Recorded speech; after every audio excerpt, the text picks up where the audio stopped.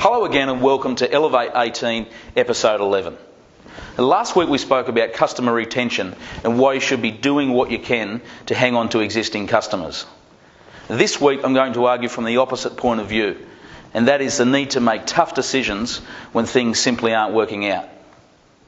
And business is all about relationships, so that's relationships with your team, with your suppliers, and most certainly with your customers. And like anything in life, there are the good ones and the not so good ones.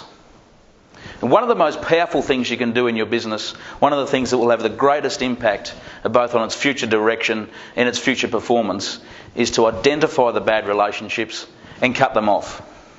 And that goes for team members, it goes for suppliers, and of course it goes for customers. So let's take a look briefly at all three categories. Now, Jim Collins in his book Good to Great speaks of getting the right people on the bus and in the right seats on the bus. And many businesses have people sitting on the bus but in the wrong seats. And they aren't necessarily bad team members or not suited to the business, they just aren't placed where they can deliver full value. And a reshuffle of their role could help the situation, but that's not what we're focused on here. What I'm talking about is where there are people on the bus that simply shouldn't be there. Perhaps they don't fit the culture, or they can't get on with the rest of the team. Maybe they consistently underperform or won't follow direction, or whatever the case may be. And sometimes they may even be a star performer, but not a team player.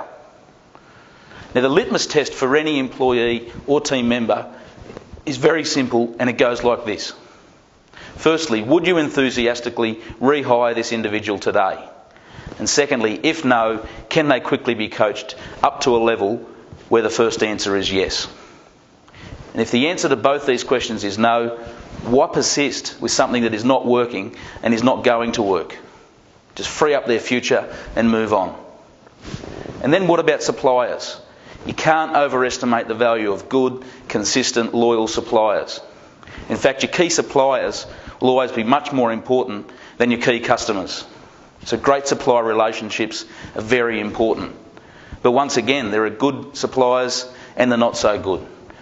And maybe you have a supplier that just doesn't fit in with your business. Difficult to deal with, not flexible when they should be.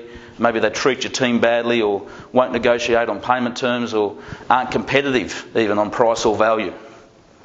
And once again, why persist with something that is simply not working?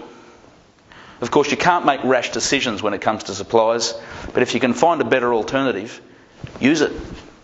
Fire them and move on. Which brings us to customers.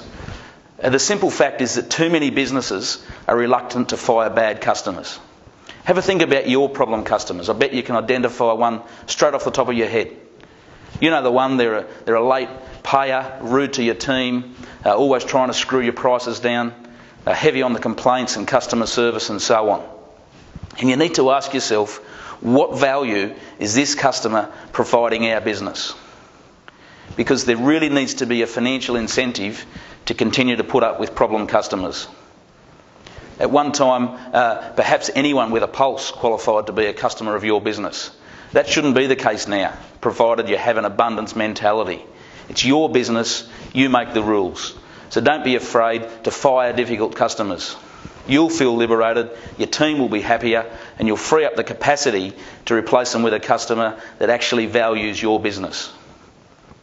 So I'll simply leave you with a challenge. Have a think about how all of this applies to your business, your team, your suppliers and your customers.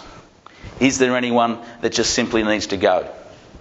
If so, don't procrastinate, make it happen and move on.